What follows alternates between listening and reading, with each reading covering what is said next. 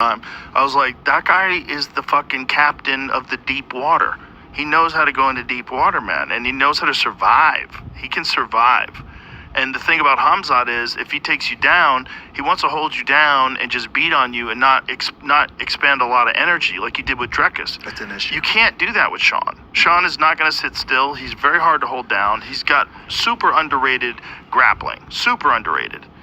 You know, we saw he almost threw Khamzat, like later in the fight, you know, and he did wind up on top multiple times. Like, he ain't easy for anybody. Far from it. And he had a blown out shoulder. Boom. That's the other thing. Everyone's like, well, you know, Khamzat was compromised because the weight cut. It's like, well, hold on. Sean had one arm. Sean had one fucking arm, and when he did throw that right hand in that second round, he wobbled Khamzat. No one wants to talk about that. The most significant punch was in the second round. Yeah. He flash knocks out Khamzat, and Khamzat's like, oh, and he probably fucking jolted his shoulder with pain. And still defended the takedown. Noticed he was doing this at the beginning of the fight. He before the fight started, he was doing this with his arm. So he's warming up, he's doing this, but he kept doing this with his right arm. I'm like, ooh, that's what I do if my shoulder's hurt, to see how hurt it is. Yep. How does it feel? Feel the range. Yeah, how does it feel? And he was only going to here. He was only going to here. He kept doing, but deadpan killer look on his face. That motherfucker still won. Yeah, still won. Here's my thing about it. Still fought. Where a lot of guys would have pulled out.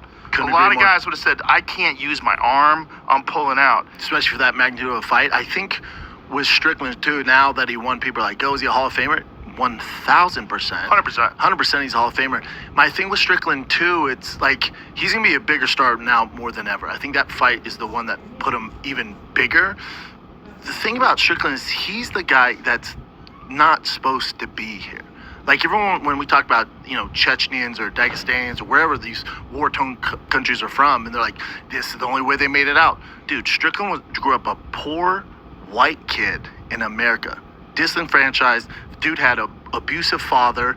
The odds are so against Strickland.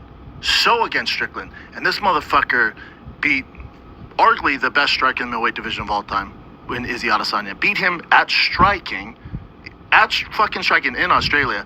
And then they give him arguably the best grappler of all time in the middleweight division. And he beats him.